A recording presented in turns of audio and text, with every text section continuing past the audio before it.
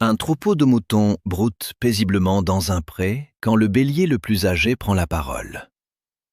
Mes amis, avez-vous déjà pensé à la condition ovine? Nous passons notre vie à tondre, bêler et suivre. Ne sommes-nous que de la laine sur pattes? Un jeune agneau lève la tête.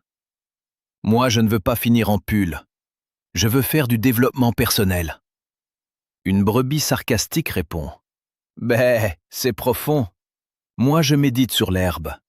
Elle est à la fois partout et nulle part quand on l'a mangée. Le bélier reprend. Regardez les humains. Ils travaillent dans des bureaux.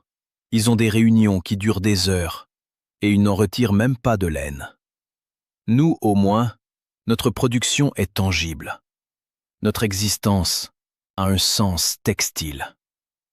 Un mouton noir, en retrait, lance. Moi, je ne produis pas de laine blanche.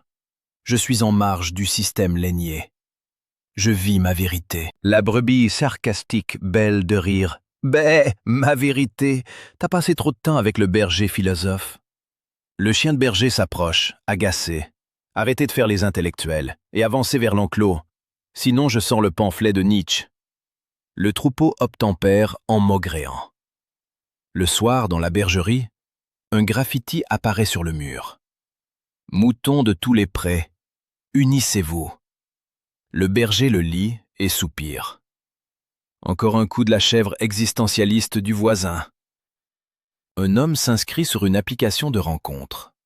Sur son profil, il écrit « J'aime les longues promenades sur la plage, les couchers de soleil et les dîners aux chandelles. » Il reçoit rapidement un message d'une femme. « Votre profil est charmant, mais vous habitez en Suisse. Où trouvez-vous une plage ?» L'homme répond du tac au tac. « C'est justement pour ça que les promenades sont longues. Je dois d'abord prendre le train jusqu'à la mer.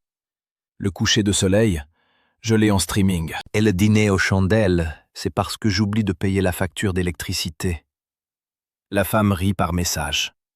Il poursuit. « J'aime aussi les sports nautiques. J'ai fait du pédalo sur le lac Léman. C'est presque pareil. Sauf les vagues, qui sont des cygnes énervés. » La femme répond. « Vous êtes drôle, mais je cherche quelqu'un de sérieux. » L'homme insiste. « Sérieux? J'ai un abonnement annuel à la compagnie de chemin de fer pour mes promenades plage. C'est un engagement. Et j'ai acheté un seau et une pelle au cas où je trouverais du sable. » La femme propose un rendez-vous. Il se donne rendez-vous à la gare. Elle arrive. Il tient un parasol et des lunettes de soleil.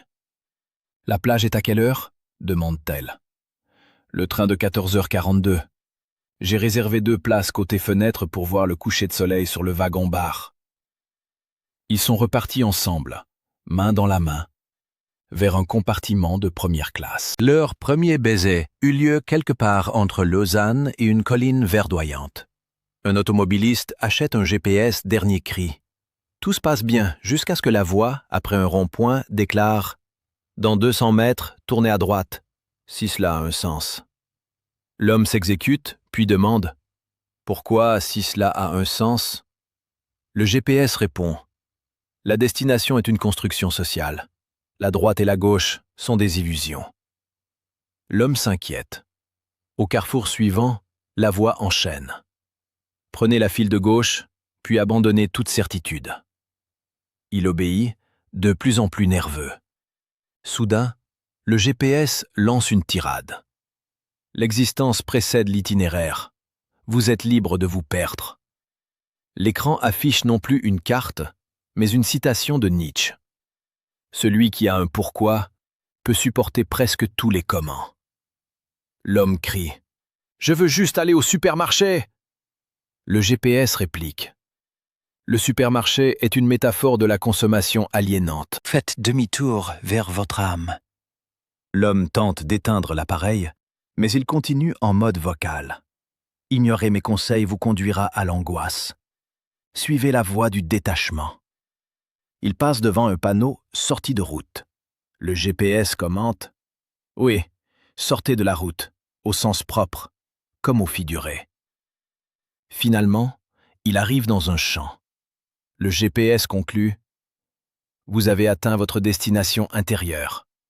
Un champ de betteraves. Méditez. » Depuis, l'homme n'utilise plus que des cartes papier, de peur que le plan ne se mette à citer Sartre.